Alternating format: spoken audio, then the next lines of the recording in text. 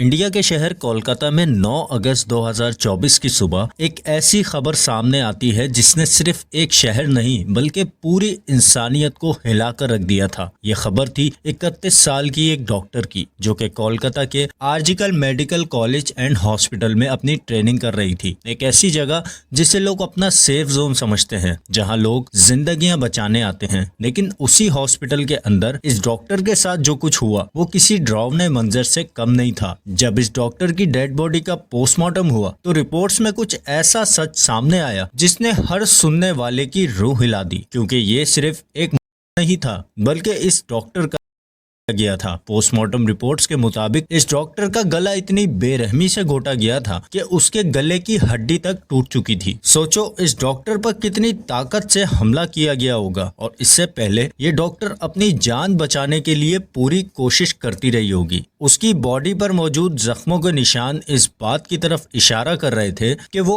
आखिरी दम तक अपनी जान बचाती रही। लेकिन सबसे ज्यादा हिला देने वाली बात तब सामने आती है जब पता चलता है कि उसकी बॉडी के जख्मों के अलावा उसके प्राइवेट पार्ट्स पर भी जख्मों के निशानात थे। और यहीं से ये केस सिर्फ एक नहीं रहा बल्कि ये बन गया एक के बाद किया गया खौफनाक कत्ल। अब सबसे बड़ा सवाल ये था, एक हॉस्पिटल के अंदर इतना बड़ा वाकया हो जाता है और किसी को कानों कान तक खबर नहीं होती। क्या ये कोई एक ऐसा शख्स था जो इस दरिंदगी के पीछे छुपा हुआ है, और अगर था तो वो कौन था? आज की इस वीडियो में हम इन्हीं सवालों के जवाब ढूंढने की कोशिश करेंगे और जानने की कोशिश करेंगे कि उस रात असल में मौमिता के साथ क्या हुआ था।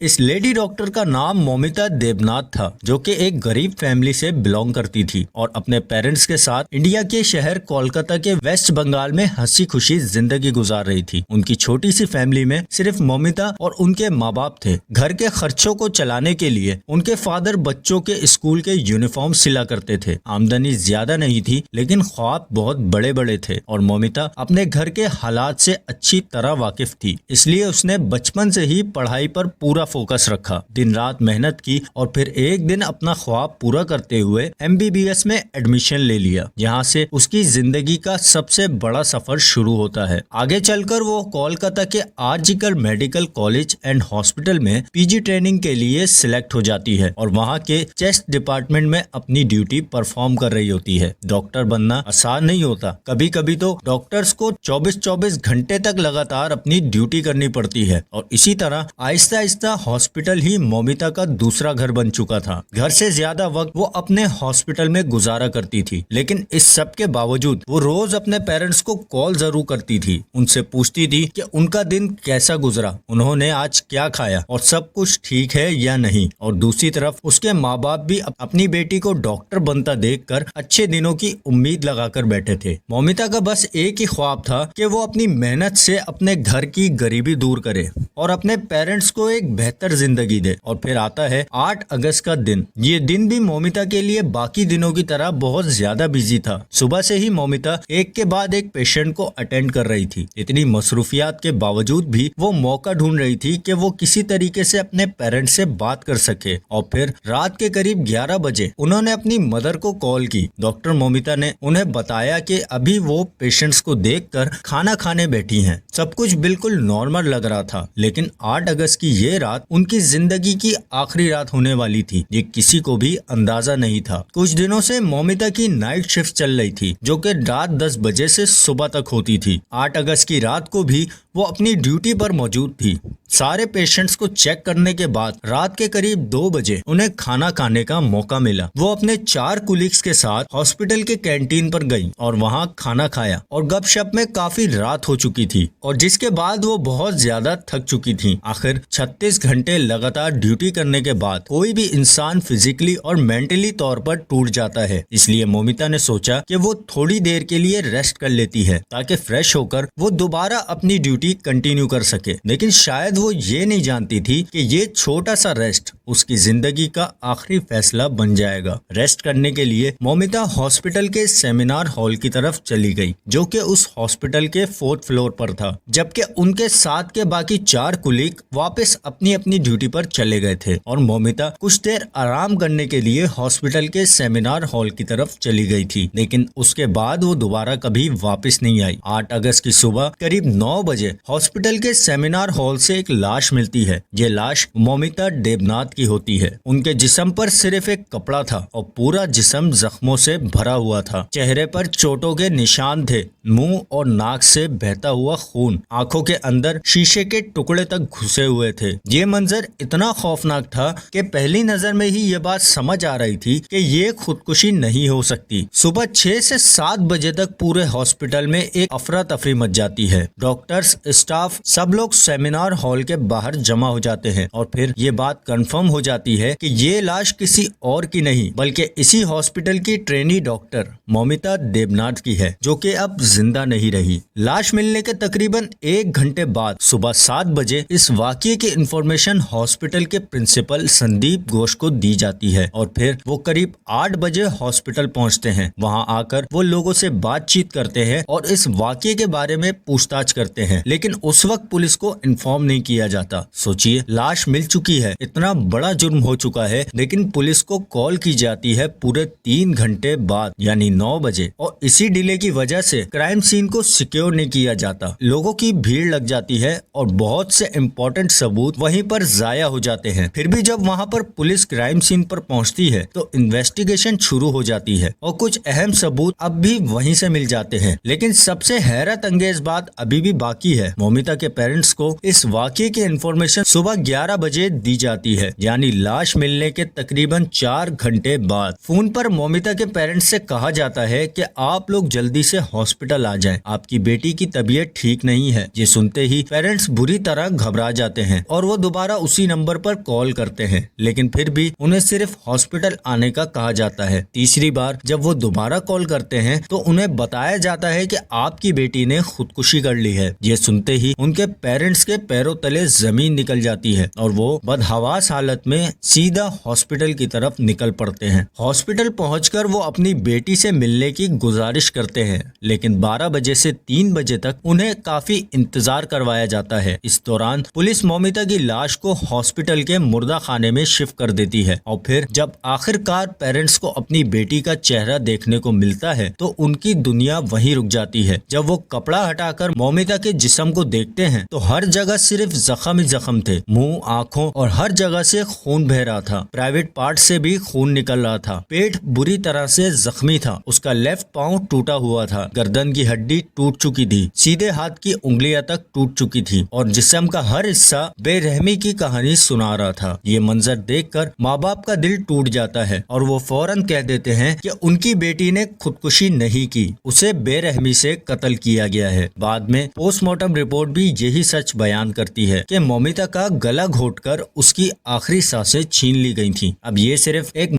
नहीं रहा था बल्कि ये एक सवाल बन चुका था कि आखिर हॉस्पिटल जैसी जगह पर इतनी बड़ी दरिंदगी कैसे हो गई। इस वाकये के बाद सिर्फ स्टाफ नहीं बल्कि वहां मौजूद हर शख्स बहुत गुस्से में था। सब एक ही बात कह रहे थे कि जब इस हॉस्पिटल में डॉक्टर्स ही सेफ नहीं तो आम लोग कैसे महफूज रह सकते हैं। इसी गुस्से के साथ पूरे हॉस्पिटल का सिस्टम बंद कर दिया जाता है। डॉक्टर्स और स्टाफ हॉस्पिटल के बाहर धरना देकर बैठ जाते हैं और इंसाफ का मुतालबा शुरू हो जाता है। शाम होते होते ये खबर मीडिया तक पहुंच जाती है, लेकिन अभी तक ये मामला इतना ज्यादा हाईलाइट नहीं हुआ था। और फिर आता है 10 अगस्त का दिन, जब लोगों को पता चलता है कि मौमिता का सिर्फ कत्ल नहीं बल्कि इसके साथ हैवानियत भी हुई है, तो पूरा शहर गुस्से से भर जाता है। हॉस्पिटल के बाहर लोगों का समंदर जमा हो जाता है। हर तरफ सिर्फ एक ही आवाज थी कि मौमिता को इंसाफ मिलना चाहिए। शुरू में कोलकाता पुलिस इस केस को इतनी संजीदगी से नहीं लेती, लेकिन जब डॉक्टर्स सर्कस और अवाम का गुस्सा कंट्रोल से बाहर होने लगता है तो पुलिस भी मजबूर हो जाती है और फिर इन्वेस्टिगेशन के लिए एक खास टीम बनाई जाती है। यहाँ तक कि यह मामला चीफ मिनिस्टर तक पहुँच जाता है और आहिस्ता आहिस्ता इस केस में सियासत भी शामिल होने लगती है। पुलिस जब अपनी इन्वेस्टिगेशन का आगाज करती है क्राइम सीन से यानी सेमिनार हॉल से, जहाँ से मौमिता की लाश मिली थी, लेकिन सबसे बड़ी प्रॉब्लम ये थी कि उस सेमिनार हॉल के अंदर कोई भी सीसीटीवी कैमरा लगा हुआ नहीं था। यानी सेमिनार के अंदर क्या हुआ, कैसे हुआ और किसने किया, ये सब कुछ अंधेरे में था। इसलिए पुलिस ने स्ट्रेटेजी चेंज की और सेमिनार हॉल के बाहर लगे तमाम सीसीटीवी कैमरास चेक करना शुरू किए ताकि ये पता लगाया जा सके कि आखिरी बार मौमिता किन लोगों के साथ देखी गई। सबसे पहले पुलिस उन 4 कुलीग से पूछताछ करती है जिनके साथ मौमिता ने रात का खाना खाया था, क्योंकि ये वही लोग थे जिन लोगों ने उसे आखिरी बार जिंदा देखा था। इसके बाद पुलिस ने सेमिनार हॉल की तरफ जाने वाले सीसीटीवी कैमरास की फुटेज चेक करना शुरू की और फिर पुलिस को 2 एक ऐसे कैमरास मिलते हैं जो सेमिनार हॉल की एंट्री और एग्जिट को कवर कर रहे थे। फुटेज में ये कंफर्म होता है कि मौमिता रात को सेमिनार हॉल की तरफ जाती है और सुबह उसकी लाश वहीं से मिलती है। यानी इन चंद घंटों के अंदर ही ये खौफनाक जुर्म अंजाम दिया गया था। जब पुलिस ने फुटेज को डिटेल में देखा तो कई लोग सेमिनार हॉल की तरफ जाते हुए नजर आए। कुछ डॉक्टर्स थे, कुछ स्टाफ मेंबर्स और कुछ आम लोग थे और इतने सारे लोगों में से कातिल को पहचानना पुलिस के लिए आसान नहीं था। इसलिए पुलिस ने हॉस्पिटल के स्टाफ की मदद से एक एक शख्स को आइडेंटिफाई करना शुरू किया और फिर उन सब के दरमियान एक ऐसा चेहरा सामने आता है जो हॉस्पिटल का हिस्सा ही नहीं था। ये शख्स था संजय रॉय। जब पुलिस ने उसके बारे में मालूमात निकाली तो पता चला कि ये एक सिविल वॉलंटियर था जो पुलिस के लिए काम करता था। एक तरह से वो पुलिस का ही एक आदमी था और अक्सर हॉस्पिटल में आता जाता रहता था। ये सुनकर पहले तो पुलिस का शक कुछ कम हो जाता है, लेकिन फिर एक छोटी सी चीज पूरी कहानी बदल देती है। क्राइम सीन पर मौमिता की लाश के पास एक ब्लूटूथ नेक बेल्ट मिलती है जिस पर खून लगा हुआ था। पुलिस ने पहले सोचा कि शायद ये मौमिता का ही हो, लेकिन जब उसे मौमिता के मोबाइल से कनेक्ट करने की कोशिश की गई तो वो कनेक्ट नहीं हुआ। यानी ये ब्लूटूथ मौमिता का नहीं था और इसका मतलब ये किसी और की थी, शायद कातिल की। इसी बीच एक पुलिस ऑफिसर की नजर पड़ती है सीसीटीवी फुटेज पर, जहां संजय रॉय के गले में बिल्कुल वैसी ही ब्लूटूथ नेक बेल्ट नजर आती है। अब पुलिस का शक सीधा संजय रॉय पर टिक जाता है। फुटेज को और डिटेल में देखा जाता है तो रात के करीब 3:30 बजे संजय रॉय को सेमिनार हॉल की तरफ जाते हुए देखा जाता है। उसकी चाल लड़खड़ा रही होती है जैसे वो नशे में हो और सबसे इम्पोर्टेंट बात, उस वक्त ब्लूटूथ उसके गले में होता है, लेकिन जब वो वापस सेमिनार हॉल से बाहर आता है तो उसके गले में वो ब्लूटूथ नहीं होती। ये एक ऐसी चीज थी जिसे इग्नोर करना मुमकिन नहीं था। अब तस्वीर आहिस्ता आहिस्ता साफ हो रही थी। पुलिस ने हॉस्पिटल में मौजूद हर शख्स के फोन को उस ब्लूटूथ से कनेक्ट करके चेक किया, लेकिन किसी का भी फोन उस ब्लूटूथ से कनेक्ट नहीं होता। अब पुलिस को यकीन हो चुका था कि ये ब्लूटूथ संजय रॉय का ही है और फिर पुलिस सीधा संजय रॉय के घर पहुंच जाती है और यहीं से सवालों का वो सिलसिला शुरू होता है। जब पुलिस ऑफिसर ने क्राइम सीन से बरामद ब्लूटूथ को संजय रॉय के मोबाइल से कनेक्ट करती है तो वो कनेक्ट हो जाता है और पुलिस फौरन से संजय रॉय को नशे की हालत में अरेस्ट कर लेती है। जब संजय का नशा उतरता है तो सवालों का सिलसिला शुरू हो जाता है। पुलिस संजय रॉय के फोन को चेक करती है और 8 से 9 अगस्त की रात का पूरा टाइमलाइन पुलिस के सामने आता है। संजय के फोन के रिकॉर्ड्स के जरिए पता चलता है कि संजय रॉय